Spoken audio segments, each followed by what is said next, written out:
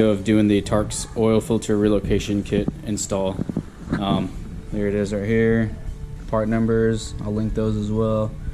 Mishimoto oil cooler, and then the TAARKS stuff came with all the fittings and everything you'll need.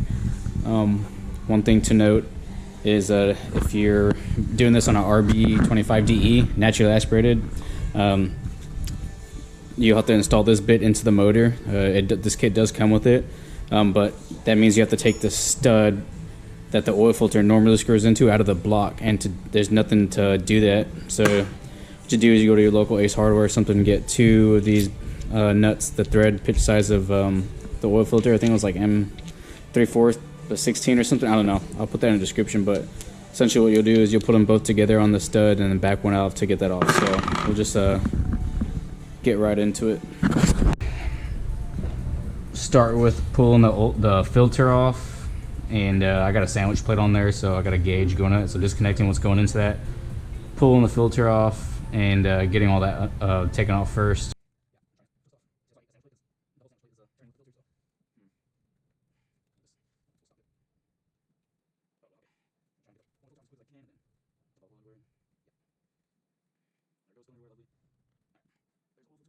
Let me show it.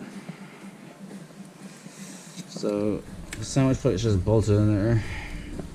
This thing was just hand tight. Take this shit off. There's that. There's the sandwich plate. There's oil dumping everywhere. Alright, there he goes. It's coming. Yo, let's go. Hopefully you can see it. It's threading out. And there it is. Thank God. It wasn't too bad. And I think these nuts are like $2 each or $1 something each from Ace Hardware. So yeah, there's that. Now that we got the stud out, we'll go ahead and put this from this kit into the block real quick. It'll just thread right back into the spot that the stud came out.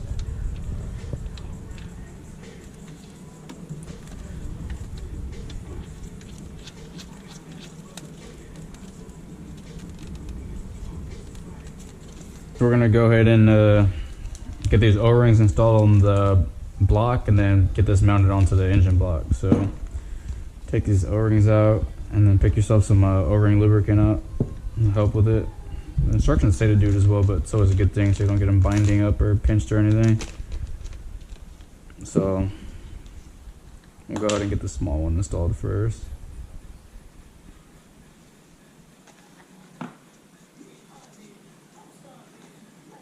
And that one's just gonna go inside it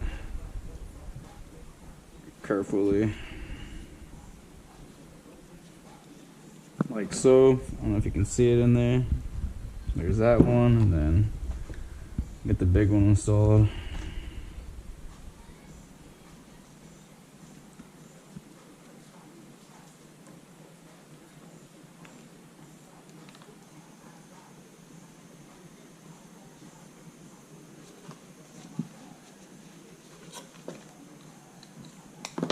Just like that, pretty simple.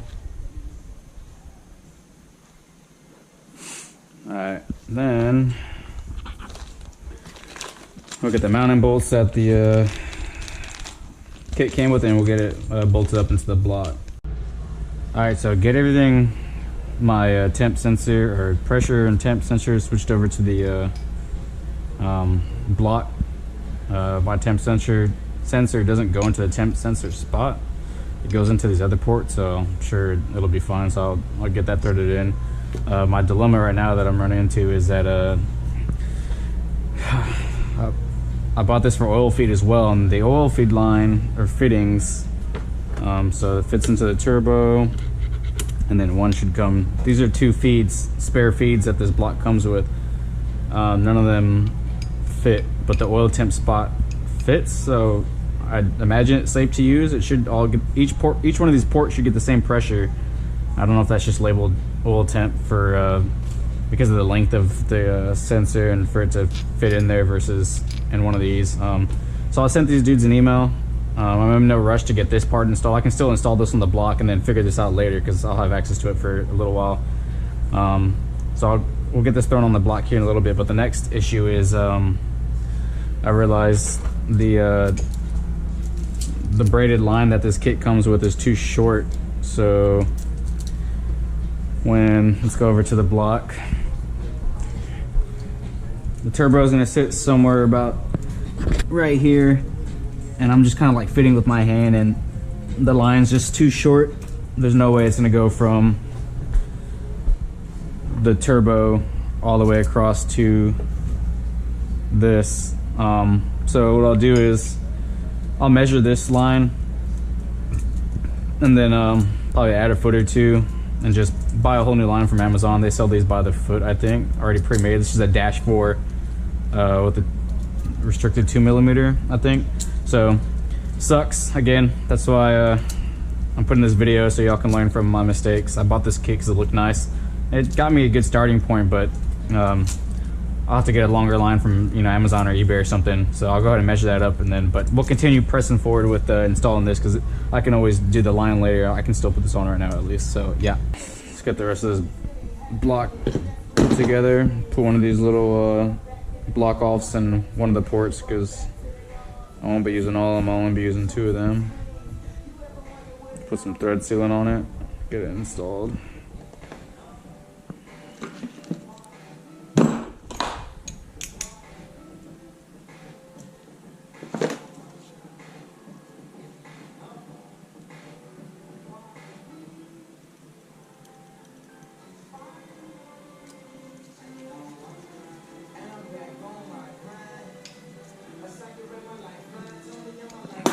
Hand tight, that should be good. Get some, says a instruction say lubricate this O-ring on the back, which we'll do, and then as well on the block side.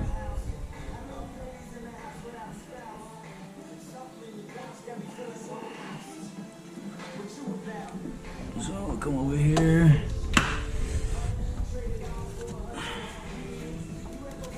Get some lube on this port.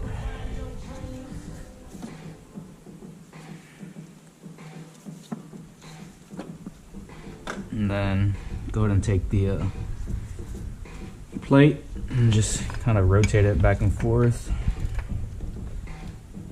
Don't want to force it until it kind of clicks on, which it just did. All right, so then we'll just take all this hardware.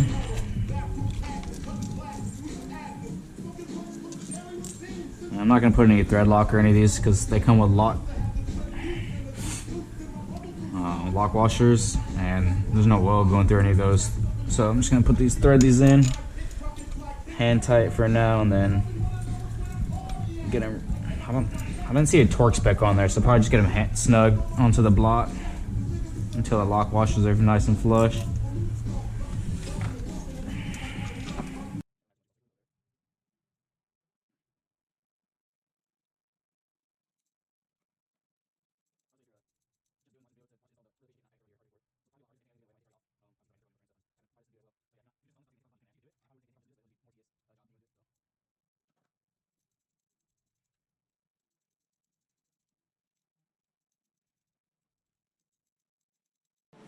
Alright, so again, before we mount this, just like the plate that goes to the block, there's these 2 ports like I mentioned earlier that could be used to drain, and then there's 2 other like random feed ports for sensors and whatnot. So if you're not going to use any of those, like this kit comes with all the block offs and stuff you need, so go ahead and block those off. You're not going to use them before you install it onto wherever you're going to install it.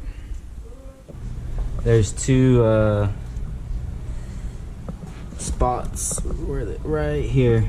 They have like black caps. I went in and popped this one off with the little interior tool or plastic cap popper thingy. And conveniently, the bolts that come in the kit, they're already tapped and threaded, but the bolt that comes in the kit screws right in. That's kind of cool. So what I'm gonna do is I'll test fit it,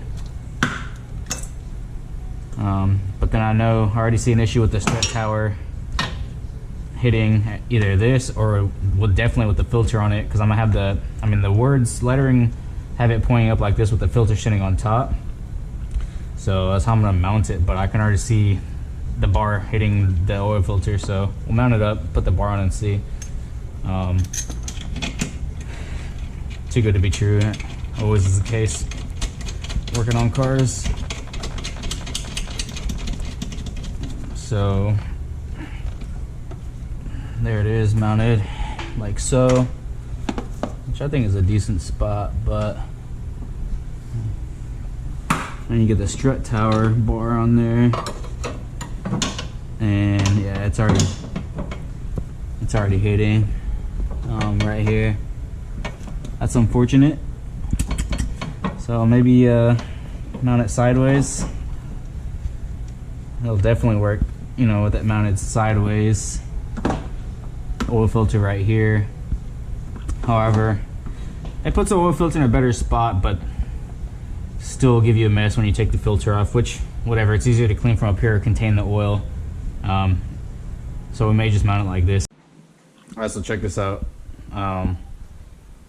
This can be either way, and earlier when I was having the clearance issues with the strut tower, came back and looked at this and I unscrewed it and flip-flopped this bracket. So now when you come over here and go to use that spot, you can mount it on one of the lower threaded holes that's already on the strut tower perfectly. The fuel lines right here end up getting in the way a tiny bit, but not much. Like, you can, these fuel lines move and whatnot, but it'll give you just perfect clearance. I have the filter on right here, so that's legit. Alright, so a little update. My GoPro's about to die, but now I found out there's more ports on this. One of them is to drain this when it's mounted in a certain spot, but one of these fits the threads of the oil feed fittings that came in that kit. So I'll run the oil feed off this now, since it should be cooler oil, because it'll be coming from the oil cooler into this and then to the turbo, so that will work out. And then I'll end up blocking off the rest of the ports on the block side. So I'll go ahead and put the rest of the fittings and block what I'm not going to use off on this, get this installed back on the strut, and then go from there. I guess my GoPro corrupted the file of me making a line. All my lines are already made, but I just want to make this video quick to show y'all. It's pretty simple. Just use the hacksaw to cut my line, put some tape like that, and then you'll get whatever fitting you're going to use. I ended up buying this also from Amazon. It holds it. You're going to need this or want this. If you don't use it, the clamp and a regular wrench will just destroy these fittings. Not that you can see them or it matters. I just didn't. The first one I did, I didn't have this tool or this tool, and it kind of messed it up a lot if you use a regular wrench. So just get this, like $20. It comes with this for the magnetic to the clamp, and then this tool. It comes in clutch. You'll put this in there, right, and then you'll get the line. You'll push the hose onto this. First, you got to get the piece that threads out from this. You'll get onto the line, and then you push the line onto that and thread this in with some lube. Put some lube on the threads right there. Get it threaded in, and then that's how you make your lines. Again, this tool comes in clutch, so it's like $20. Just get it on Amazon. There's plenty of videos on YouTube on how to make these AN lines. That's also why I'm kind of not going to put it in here, but not too bad. And then if you're not running the oil cooler, it's got to be routed a certain way. And then if you're using an oil cooler, you got to route it a certain way. So I'll put the pictures of that right after this video.